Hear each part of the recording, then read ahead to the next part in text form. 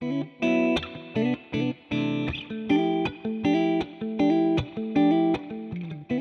as an infrastructure rather than technology as a application or as a solution.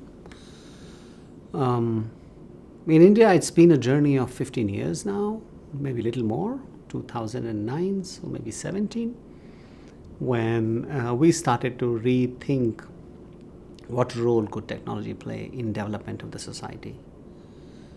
2009, our founder Nandan stepped out of the company that he was working for, Infosys, that he founded, to join the government of India and start the identity project of India. And it's been a fascinating journey because it's now an infrastructure that's used by 1.4 billion people. And so we learned a lot of lessons on the way. What does it take to do this? It's not only about technology, it's about adoption, it's about use cases, it's about solving people's problems. What problems can identity solve? It's so fundamental, identity.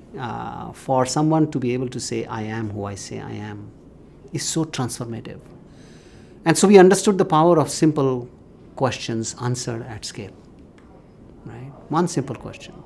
Because if I can't prove who I am, then I can't access the social services, I can't access the support system, I can't access credit, I can't access jobs, livelihood, education, health, just because you don't believe who I am. And how do we solve that at scale? And that's what had happened. A few years later, we reimagined the payment infrastructure of India, called the Unified Payments Interface. And that team that did a brilliant job in how do you move money for free in very small quantities, because that changes financial inclusion. That changes the way people live their lives and engage with money. And so today that infrastructure is used about 700 million times a day. But that was the journey that started to make us think that technology has a different role. Typically people design a solution and then they say, how do I make this solution efficient with technology? And we said, no, technology has a prior role. Technology is an infrastructure. It's like the road. It's like the internet. It's like the GPS. And so what is that infrastructure for health? What's that infrastructure for education? For getting people jobs, for getting people credit, how do you make it easier for more and more people to get more and more services at the scale of a country of the size? And hence the pattern of thinking called digital public goods and digital public infrastructure was created. And the idea is that if people have a reliable way of saying who they are, if they can transact at a very low friction, and if their data can be used to focus on development in different areas, then the whole innovation ecosystem opens up in a very different way. But then we realized that there's a pattern of thinking here. And that's how societal thinking got created, right? Which was like, what problem are you trying to solve? If you're trying to solve access to healthcare in Brazil, from that problem, can you come back to what is the technology backbone required to do it? And then can you build that infrastructure? And that infrastructure should not be only about solving one healthcare problem. It should be able to solve many healthcare problems because it's infrastructure. You don't build a road for car and separate road for small car and big car and trucks, and you build one road. So how do you think like that? How do you think about technology, which has three main roles?